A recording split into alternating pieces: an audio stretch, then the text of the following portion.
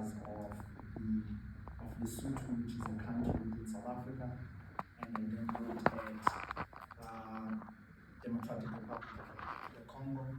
Basically, my interest was to try and understand why conflicts continue unabated in defying any means to resolution within the African context, and to see whether the South African foreign policy, insofar as replicating the South African model of addressing the conflict that we've had, even though in character it is more different than the rest of other African conflicts. It was more racial, whether we could replicate that model to address some of the conflicts that we have engaged on.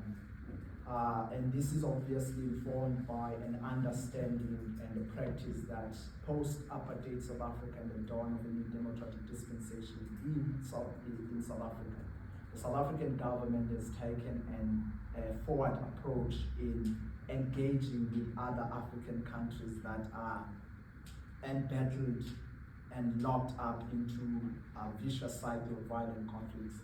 One of which being Burundi, where Mandela was responsible for negotiating a peace process, South Sudan, as well, where the Thabo Mbeki administration together with the Zuma administration are responsible, and Democratic Republic of Congo. So trying to understand those kind of conflicts and see whether we can, from a foreign policy point of view, replicate the South African approach, and whether that can be beneficial for many other conflicts within the African continent. So my research was focused on that, and of course I've had this conversation with our leader and together with my friend Dr. Savo Heleta when I was contemplating whether should I continue in the academic trajectory.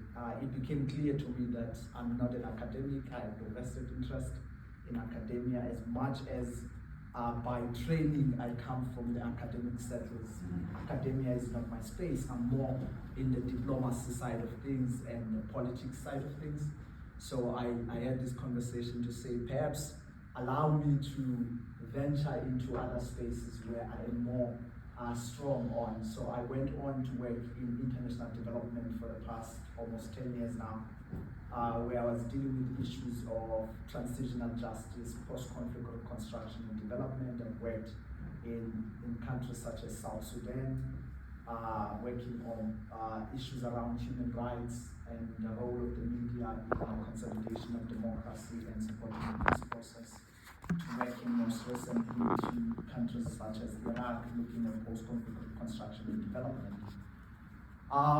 Well, in my view, the way I always position myself is I'm perhaps a scholar practitioner. At times I do come back to class from time to time to engage on the work that we do in the field insofar as international development is concerned, but my interest is not really within the classroom or doing research. It's actually being on the ground and maybe utilizing the tools that the researchers and scholars are producing within the academic space and translating those into policy and into governance as well. And I've done that in the work that I've been doing across the world as I travel, and particularly within the context of international development. At the moment, I've just recently resigned from Iraq after a year, and I am coming back to South Africa and contemplating, well, not contemplating, the journey of training as a South African diplomat, which is the space that I've always wanted to be in. But I also go to such spaces with an understanding of the importance that conversations such as these, particularly the peace processes, are very vital in terms of how do we respond as a country. Now I'm looking at it as South Africa. How do we respond? What is our role as South Africa in positioning ourselves as a mediator to African conflicts and conflicts in other parts of the world?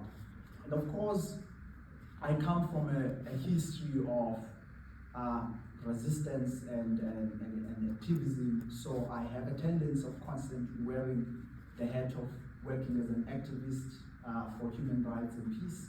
And the way I define it at times is that we study peace and conflict transformation and we advocate for peace, not because we're afraid of war, but because we understand the consequences of war. But if we are called upon to advance violence as the only tool available at our disposal in cases where there is oppression, maybe we will deploy such a tool.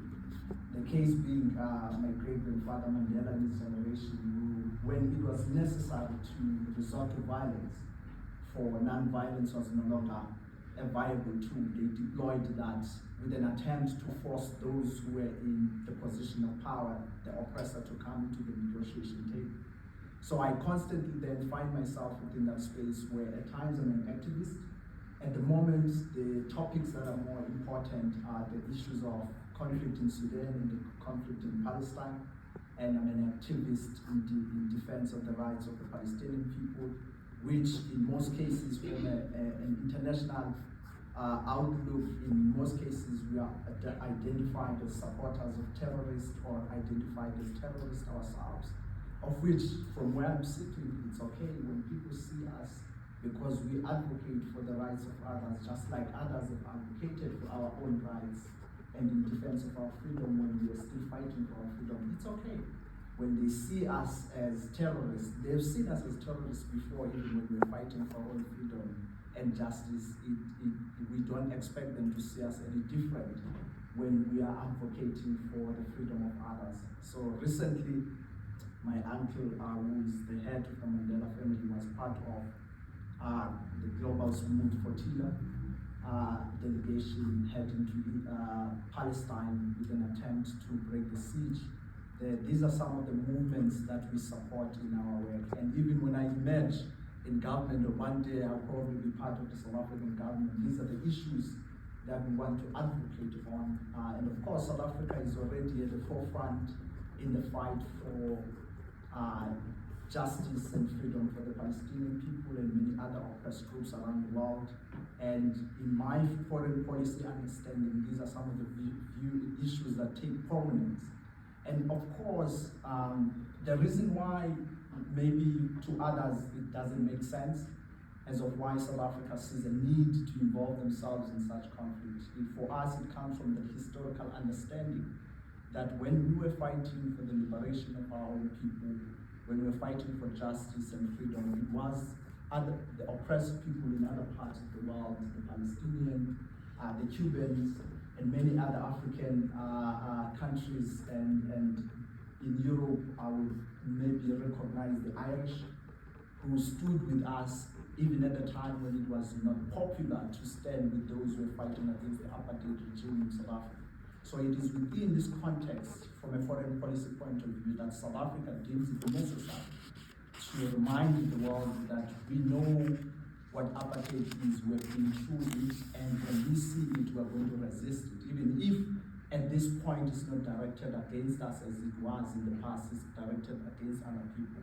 We will stand as a barrier of hope and light to remind the world of what went through to us as the people, and why it is necessary that as members of the global community we should reject it when it raises its ugly head elsewhere in the world. So these are the values that I stand for. You see me as an activist. If you see me as a terrorist, that's all good. I'll still continue fighting as a terrorist. And we say this once again, that sometimes we study peace and we have this discussion about transformation and peace and security, not because we are afraid we cannot wage war. We can wage war if it's possible, but we know the consequences of war. We've seen it within our own communities. We've seen it in post-conflict societies where we work. What are the consequences of war? But when we are pushed into a position where we will have to resist and go into the streets, this is the argument that Prof was saying earlier on about the views of the younger generation in South Africa. We constantly also reminding them that if the ruling government continues in a trajectory of corruption and looting, we will do to them what they've done to the apartheid regime. If it means that we need to go into the streets and remind them of what we fought for and the reason why we fought for the freedom that they gave to us, we will go back. If it means that maybe one day you hear that there are new terrorists who emerged in South Africa, you must automatically know that we are part of those, and we went into the trenches to fight for the liberation and freedom of our people. So that's my global outlook. At the moment, I'm heading into diplomacy, and hopefully I was actually thinking, Prof, contemplating on this issue. Maybe I will be putting my hand up to run for local government soon in our municipality as well as a councillor, and you never know, maybe run for mayor if I make it into council. So that is me in a nutshell, and the topics I'm not touching.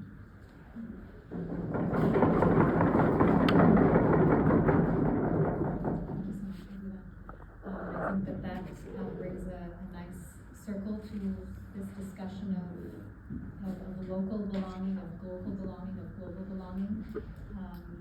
The connections also between the different research and work that all of you are doing, which reflect really on that, on one side, connection to land, right? That connection to place, that connection to citizenship, whatever citizenship means, whether it's local or global, but also, what are all of the different roles that we can play? And I think that's something that we are constantly questioning in our program, right? What does it mean to be a peace scholar if you're not having impact on peace? Right? What does it mean to be a peace activist if policymakers are not listening? What does it mean to be a peace government authority if nobody gives you any respect? So I think these are really, complex questions when we speak about the different actors that need to be engaged in peace, right? We need all of those roles and those different individuals and persons and forms of engagement in order to move peace forward. And at the same time, we're often told that we're only allowed to hold one half. So thank you also to all of you for bringing up those different perspectives. Yeah. I'd like to open it to the audience.